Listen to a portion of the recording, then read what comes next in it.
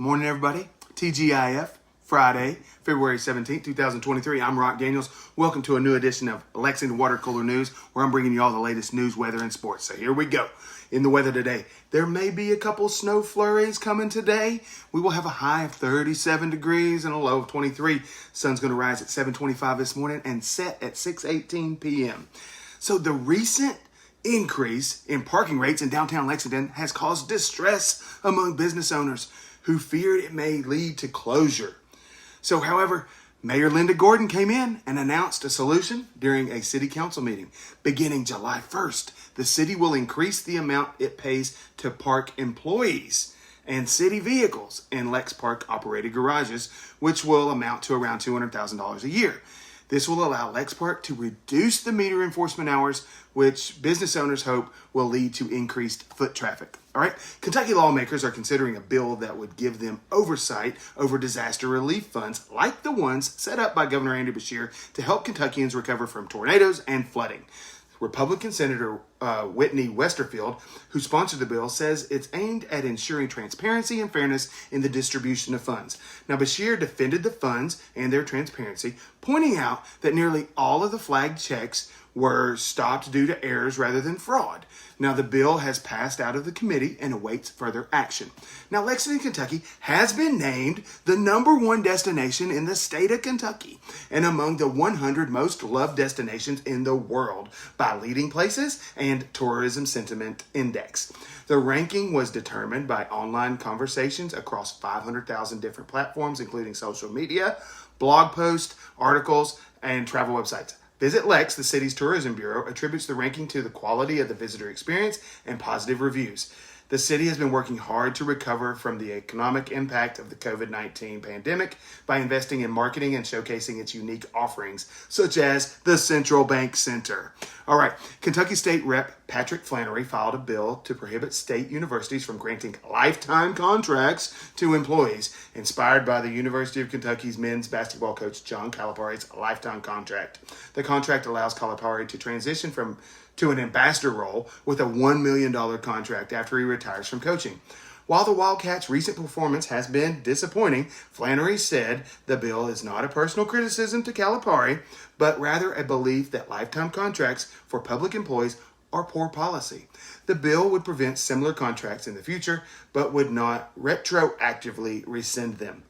Now, the Kentucky Senate approved Senate Bill 150, which aims to enhance parental engagement in schools. However, it also includes 3 provisions, including one that prohibits schools from requiring teachers to refer to transgender students by their preferred pronouns. Now, LGBTQ activists criticized the bill, saying it puts transgender children at risk, while supporters say parents have the right to know what's going on in their child's lives. The bill moves to full House for a vote.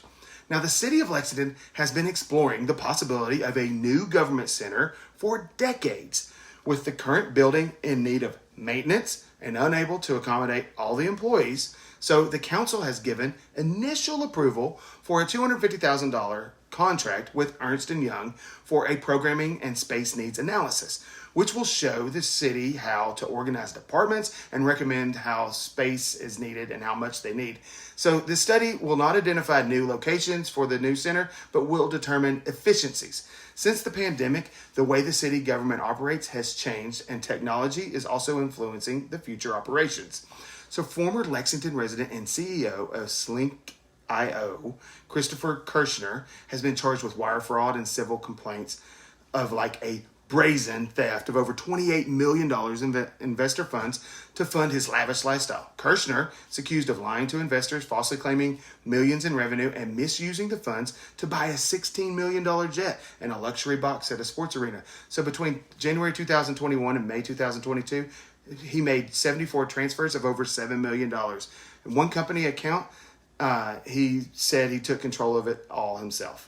Now, officials in Kentucky reassure residents that their drinking water is safe after a train derailment in Ohio spilled hazardous and non-hazardous materials into a tributary of the Ohio River. Now, although the United States Environmental Protection Agency confirms that one hazardous chemical has entered the river, local water utility companies reported negative test results and do not expect the pollution to reach them until Sunday. Water sanitation authorities and water companies are working together to collect samples and ensure that the drinking water remains safe, while some water companies are issuing the situation as an opportunity to build on their expertise and resilience. Now, Hager Hams, a local ham store in Kentucky, formerly Heavenly Ham, is closing its doors after being forced to move out of its location on Regency Center. The owner, Lewis Hager, has stated that he is not interested in moving again and will sell the business if he finds the right buyer. The store has been in business for 35 years, selling spiral cut hams, boxed lunches, smoked turkey ribs, and bacon. This is the second time in a decade that the store has lost its lease, and Hager has announced the closure on its Facebook page. Now, the Downtown Lexington Partnership is letting the community choose the band to kick off the 2023 Thursday Night Live concert series. Now, nominations are open until February 23rd, and the top 3 bands then compete in a voting round from February 28th through March 7th. The winning band will be determined by the most reactions and will perform on April 6th, with the concert series running from Thursday, April 6th through October 12th.